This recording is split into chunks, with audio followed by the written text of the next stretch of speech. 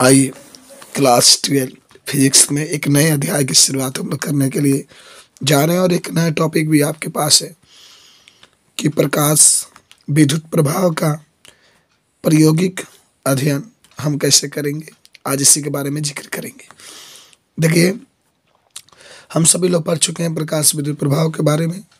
आज इसके अध्ययन के बारे में हम लोग चल रहे हैं। देखिए, कहेंगे प्रकाश विद्युत प्रभाव का अध्ययन करने के लिए निम्न चित्र बनाते हैं।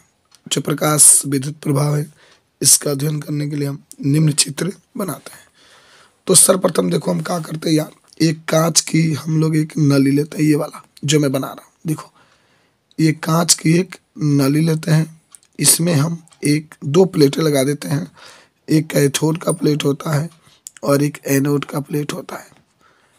फिर हम लोग तार लेकर के इसको ला करके यहाँ पर जो बैटरी होते हैं उसे जोड़ते हैं।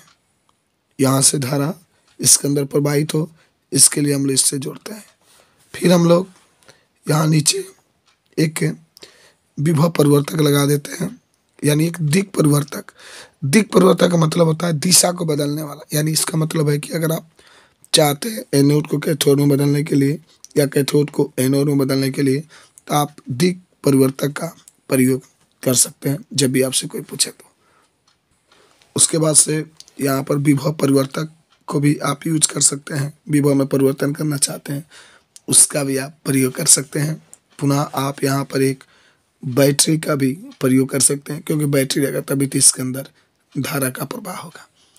अब आपको करना का इसमें समझिए, इसके बाद से हम लोग जो प्रकाश होता है इस कैथोड के ऊपर डालते हैं। जो प्रकाश होता है उसे कैथोड के ऊपर डालते हैं, तो कैथोड से इलेक्ट्रॉन निकलते हैं और ये इलेक्ट्रॉन निकल करके एनोड की तरफ चलते हैं। अब ऐसा इसलिए होता है यार, क्योंकि जो इलेक्ट्रॉन निकलते हैं वह ऋणावेशित होते हैं, जबकि जो एनोड होता है धनावेशित होते हैं। तो आप इस चित्र को समझे। इस चित्र से अगर कोई आपसे पूछे तो आप तुरंत बताने का प्रयास करेंगे। तो आइए अब इसको हम लोग लिखते हैं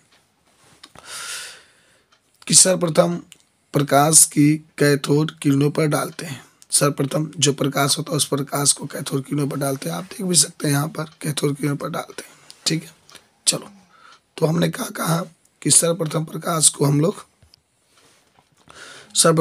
को कैथोड किरणों पर डालते हैं, तो कैथोड से इलेक्ट्रॉन निकलने लगते हैं तथा एनोड की ओर चलने लगते हैं और इलेक्ट्रॉन ऋणावेशित होते हैं तथा एनोड धनावेशित होते हैं। इसलिए इलेक्ट्रॉन एनोड की तरफ चलते हैं। यानी ये जो इतनी बातें लिखी गई यार, सिंपल सी बात है कि यह है कैथोड जो होता है ऋणावेशित, और इसके ऊपर हम लोग प्रकाश को डालते हैं, माने उचित आवृत्ति के प्रकाश को डालते हैं। तो इस कैथोड से इलेक्ट्रॉन निकलने लगते हैं और ये एनोड की तरफ क्या करने लगते हैं, चलने लगते हैं। किसके तरफ चलने लगते हैं यार, एनोड की तरफ चलने लगते हैं। हम चाहते हैं कि इसकी दिशा को बदले, तो यहाँ पर दिक् परिवर्तक का हम लोग प्रयोग करते हैं, जिससे इसकी दिशा क्या होती है, बदल जाती है। तो यही बातें आपको दिखा रहा था। अब तथा परिपथ में विद्युत धारा बहने लगती है।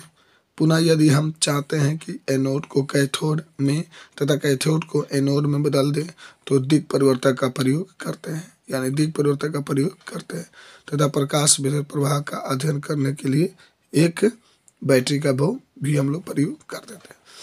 तो ये कुछ बातें जो आपने चित्र में देखा, बैटरी भी लगाया गया था, सब लगाया गया था। तो अब आगे हम लोग बढ़ते हैं यार।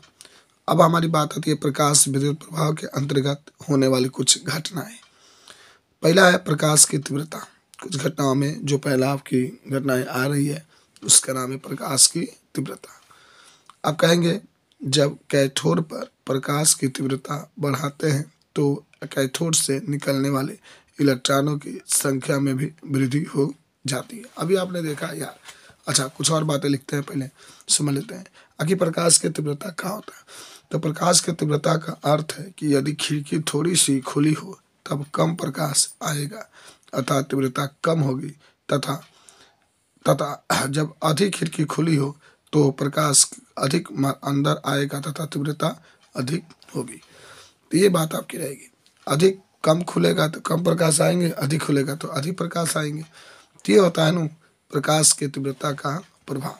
उसके बाद से आ जाइए विभव का प्रभाव, तो विभव के प्रभाव में क्या होता है कि जब अधिक संख्या में इलेक्ट्रॉन निकलते हैं तो विभव का मान भी अधिक होता है, क्योंकि आप पढ़े भी होंगे कि जितना अधिक इलेक्ट्रॉन निकलेगा उतना अधिक विभव का मान भी होता है।